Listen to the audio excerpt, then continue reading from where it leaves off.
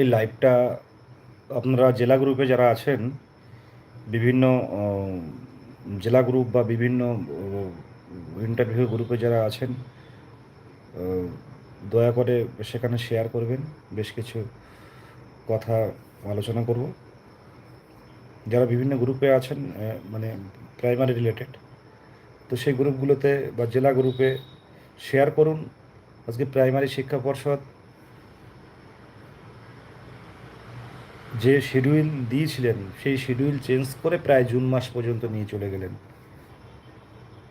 500 550 করেই হয়তো ইন্টারভিউ হচ্ছে, আমি যেটুকু ধারণা করতে পারছি, আমরা যেটুকু ধারণা করতে পারছি। টেবিল সংখ্যা অনেকে বলছে বেড়েছে, কিন্তু টেবিল সংখ্যা বাড়লেও কিন্তু ক্যান্ডিডেট সংখ্যা বাড়েনি। এটা যেভাবে প্রসেস দীর্ঘায়িত করার চেষ্টা করছে, এটা কত দূর যাবে, এটা প্রসেস কত দীর্ঘ হবে, সেটা আজ যদি না বোঝেন, সেটা একদিনের একটা টাইমে বুঝতে পারবেন, কয়েকটা মাস পরে বুঝতে পারবেন যে কী হতে চলেছে। আজকে বেশ কিছু বিষয়ে আলোচনা করব। আপনারা লাইভটা একটু শেয়ার করে দিন। প্রত্যেকের কাছে অনুরোধ, লাইভটা শেয়ার করে দিন।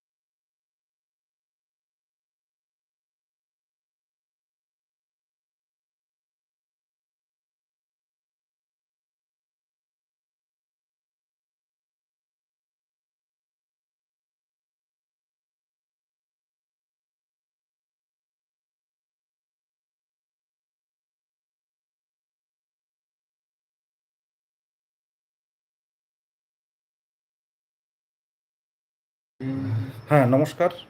আমি বিদেশ গাজী। কম বেশি যারা প্রাইমারি শিক্ষক নিয়োগে অংশগ্রহণ করেছেন চেনেন। আপনারা ভালো করেই জানেন যে 2017 সালের দীর্ঘ 2017 সালের দীর্ঘ মানে 18 সাল, 19 সাল, 20 সাল, 21 সাল, 22 সালের ডিসেম্বরে এসে প্রাইমারি টেট নেওয়া হলো প্রাথমিক শিক্ষক নিয়োগ হবে বলে।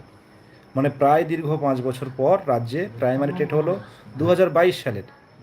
সকলেই জানি যে স্বচ্ছ টেট হিসাবে সকলে জানি, কিন্তু কি হচ্ছে, এটা 2022-এর 11 ডিসেম্বর প্রাইমারি টেট এক্সাম হলো এবং 2023-এর 10 ফেব্রুয়ারি রেজাল্ট পাবলিশ করা হলো।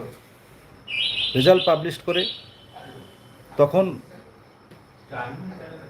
মানে পশ্চিমবঙ্গ প্রাইমারি শিক্ষা পর্ষদ সভাপতি ঘোষণা করেছিলেন এবার থেকে বছরে 2বার নিয়োগ হবে, কোনো টেট পাস বসে থাকবে না। কিন্তু কি হলো,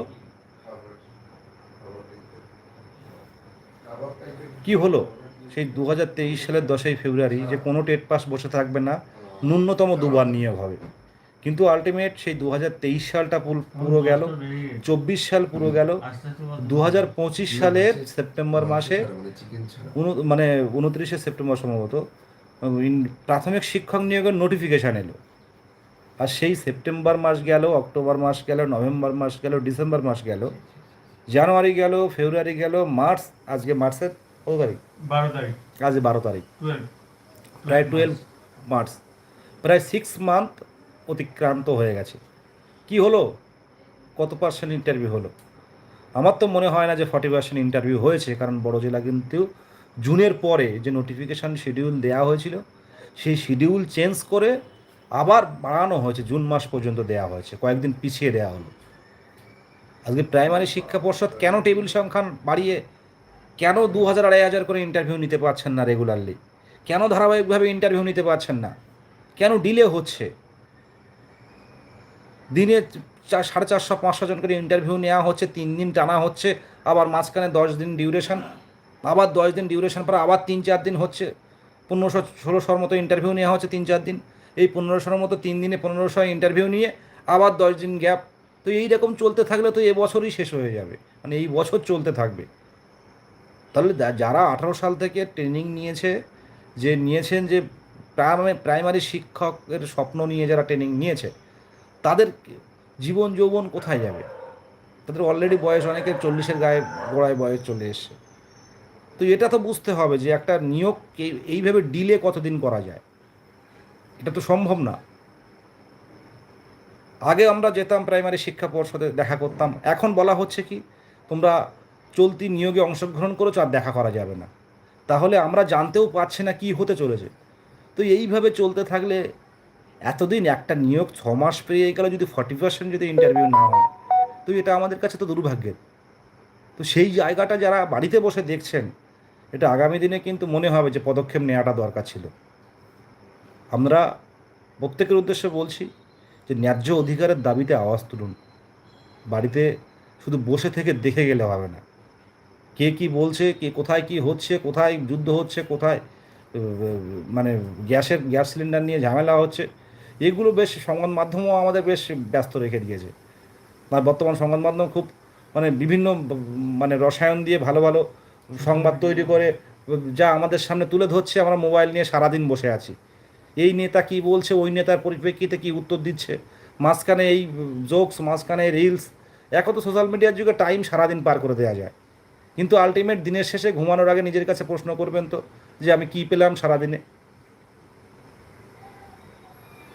যারা বসে আছেন SC, general, OBC A, B, যাদের স্কোর একটু ভালো 27, 28, 29, তারা ভাবছেন যে আমরা দাঁড়ালেই, ইন্টারভিউয়ে দাঁড়ালেই আমাদের চাকরিটা হয়ে যাবে, সুতরাং আমরা রাজপথে নামবো না, আমরা কিছু করবো না, চুপচাপ দেখে যাব। তো এই ভুলটা হচ্ছে, এই কারণেই জন্যই কিন্তু আজকে আমরা বিভিন্ন দিক থেকে কিন্তু ডেপ্রাইভ থেকে যাচ্ছি। এটা বুঝতে হবে, এটা বুঝতে হবে। আজকে আপনারা জানেন যে দিকে দিকে কর্মসূচি গড়ে না তুলতে পারলে, দিকে দিকে যদি কর্মসূচি আমরা গড়ে না তুলতে পারতাম, আজকে কিন্তু ইন্টারভিউ, হঠাৎ করে ইন্টারভিউটা বা নোটিফিকেশানটা কি সবাই পেতাম? এটা আপনারা অনেকেই জানেন, যারা জানেন না তাদের উদ্দেশ্যে বলছি, আপনারা বুঝতে পারেন বিষয়গুলো ভাবলে। 29 মানে 25, সম্ভবত 29 সেপ্টেম্বর, এই 25 সেপ্টেম্বর যখন পুজো ছুটি দেওয়া হয়, সেই দিনেই কিন্তু নোটিফিকেশান দেওয়া হয়েছিল, তড়িঘড়ি নোটিফিকেশান দেওয়া ছিল সন্ধ্যার পর। সেই নোটিফিকেশান যত দ্রুত দেওয়া হলো, সেইভাবে কিন্তু এগোনো হলো না। সামনের দিনে প্রত্যেকটা জেলাগুলো নজর রাখুন। এভাবে আমাদের এই নিয়ে, এই মানে মানে বেকারদের নিয়ে এইভাবে খেলা করা চলবে না। কারণ আমাদের প্রত্যেকের ঘরে বাবা মা ভাই বোন আছে, অনেকের সন্তান আছে, অনেকের মানে সংসার আছে। তো এই একটা পেশায় হবে হবে করে যে বছরে 2 বার নিয়োগ, কোনো টেট পাস বসে থাকবে না। এই গৌতম পাল প্রাইমারি পর্ষদ সভাপতি মাননীয় গৌতম পাল মহাশয়, প্রফেসর গৌতম পাল মহাশয় এই ঘোষণা কিন্তু করেছিলেন মিডিয়ার সামনে। সে কথা তো রাখতেই পারলেন না, উপরন্তু আরও কথা বলেছিলেন যে আমি যেদিন শূন্যপদ পাবো তার 3 মাসের মধ্যে নিয়োগ দেব।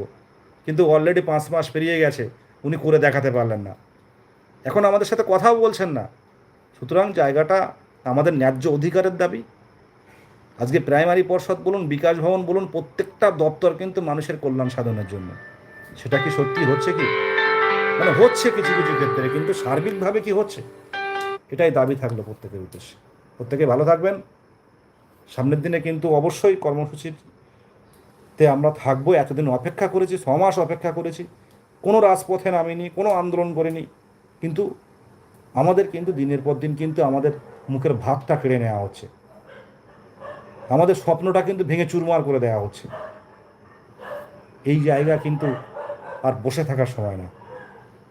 এটুকু বলে শেষ করলাম। প্রত্যেকে ভালো থাকবেন, লাইভটা শেয়ার করুন, এটুকুই।